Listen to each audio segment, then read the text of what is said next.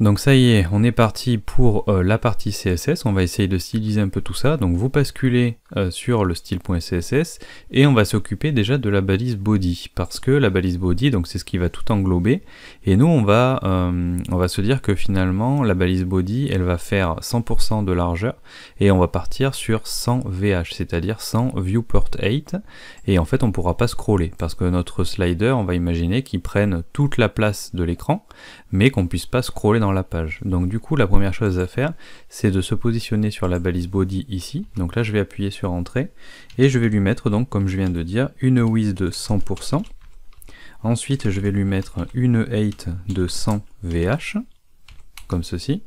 Ensuite, je vais lui mettre un display flex, et on va tout centrer. Donc là, je vais faire un justify content center, et un align item center, c'est-à-dire que tout ce qui sera dans la page, finalement ce sera centré horizontalement et verticalement.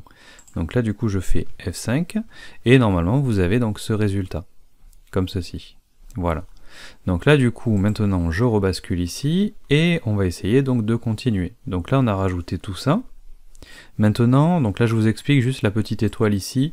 Quand vous mettez la petite étoile, ça veut dire que vous allez cibler en fait tous les attributs CSS qui peuvent exister. Et en fait, moi j'ai mis un box sizing border box. Donc si vous ne connaissez pas, je fais juste un petit aparté.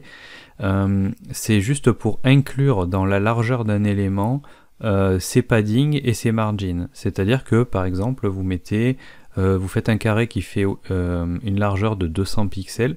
Si vous lui mettez un padding de 20, par exemple, il fera plus 200 pixels, il fera 200 plus 20 à gauche et plus 20 à droite, il fera 240. Donc avec le box sizing border box, on inclut tout dedans. C'est-à-dire que si vous faites une div qui fait 200 pixels, vous mettez des paddings à l'intérieur ou des margins, ce sera intégré en fait à l'élément, tout simplement. Voilà, c'est tout ce que je voulais dire. Donc comme ça, si vous ne connaissez pas, je vous ai expliqué ça. Le H2, donc là, vous connaissez, c'est le titre, et ici, donc c'est les paragraphes.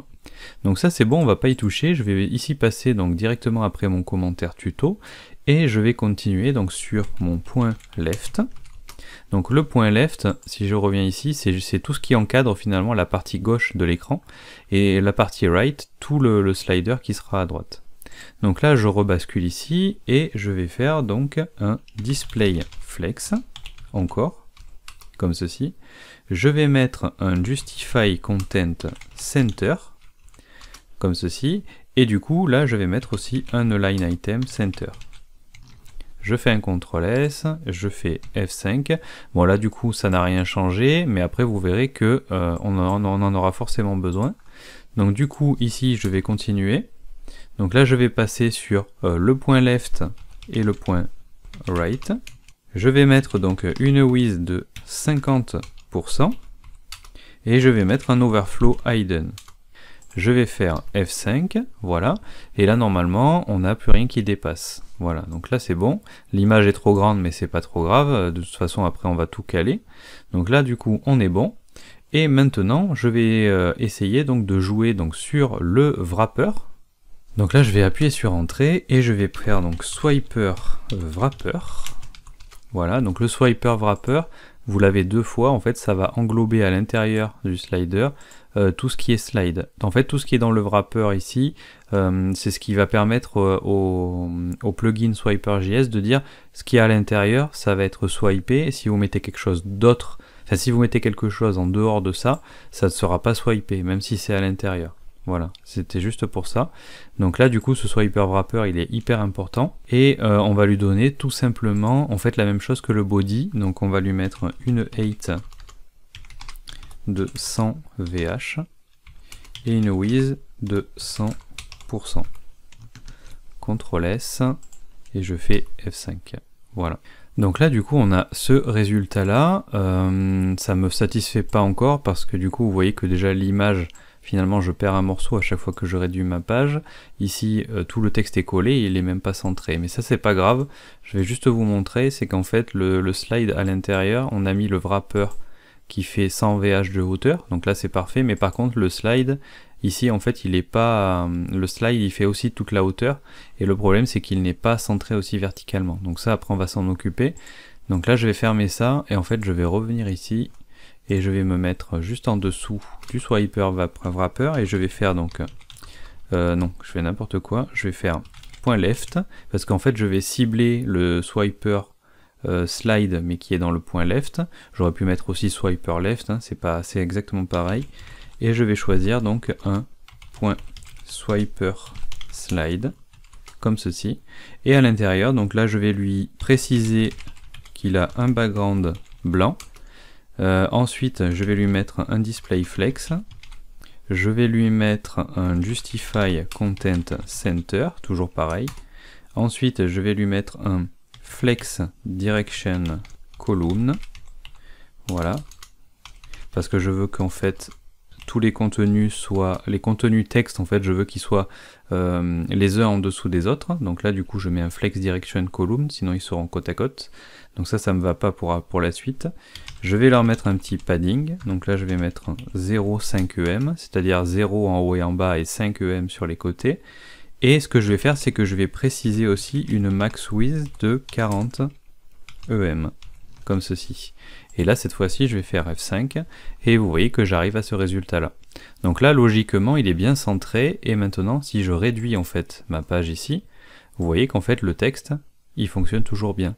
Et en fait, d'avoir mis en fait une max width, vous voyez que si j'agrandis encore, la max width en fait il peut pas être plus grand que 40 EM tout simplement, et ça c'est assez bien de mettre ça parce que le problème c'est que si vous mettez quelque chose de fixe ici, bah, le problème c'est qu'après quand je vais réduire on a moins de place et du coup bah, ça va forcément tout casser. Et là vous voyez qu'en fait ça s'adapte automatiquement, c'est à dire que lorsque je réduis mon paragraphe il est beaucoup plus court et tout s'adapte et il reste centré verticalement, et quand j'agrandis il ne dépasse pas 40 EM, et du coup on a quelque chose d'assez sympa visuellement. Donc là on est plutôt bon, et maintenant on va s'occuper donc de l'image là qui est pas du tout bien calée. Je vais aller ici, et ce que je vais faire c'est que je vais faire un point right, et je vais faire un point swiper-slide. Donc là on va choisir les swiper slide qui sont à droite, donc c'est les images, et je vais choisir, donc l'image qui est à l'intérieur. Et donc dans cette image à l'intérieur, déjà je vais lui mettre un display block. Donc ça je le dis à chaque fois, mais pourquoi je mets un display block? Là on le voit pas parce que c'est caché, mais en fait on a toujours un petit espace disgracieux dessous une image, parce qu'elle est en inline par défaut, donc du coup vous mettez toujours un display block, donc là c'est bon. Ensuite je vais lui mettre une width de 100%, et je vais lui mettre une height de 100 VH. Et là si je fais F5, vous voyez que mon image est déformée. Pourquoi? Parce que je lui ai dit en fait, donc l'image est beaucoup plus haute de base, de la faire entrer donc dans une width de 100%, donc ça veut dire que je suis déjà dans une div qui fait 50% de l'écran, donc il a pris toute cette place là, mais par contre sans VH, vous voyez qu'il m'a déformé l'image. Ça me va pas du tout, donc là, la propriété magique c'est Objective Fit Cover, tout simplement. Et cette fois-ci, vous allez voir que je fais F5 et j'ai l'image donc qui s'est bien positionnée. Donc là, vous voyez que maintenant, si je réduis comme ceci, vous voyez que comme ça, en fait, il essaye de s'adapter, donc forcément, je vois un petit peu moins du visage, parce que forcément, il coupe des petits morceaux, mais c'est quand même beaucoup plus sympa, et ça s'adapte en fait un peu à toutes les situations. Voilà. Donc là du coup on a réglé ce petit souci là, et maintenant donc je vais vous proposer donc de passer à la partie navigation. Donc déjà on va pouvoir naviguer, et surtout de créer aussi le slider, parce que pour l'instant on a juste positionné du texte avec une image, mais on peut pas donc jouer avec le slider, c'est-à-dire donc faire défiler l'image qui est à droite, et donc de gauche à droite, et le texte donc va passer donc plutôt en vertical. Donc du coup je vous propose donc de faire ça dans la prochaine vidéo, et on va arriver donc à avoir notre double slider qui va fonctionner parfaitement. Donc je vous dis à tout de suite.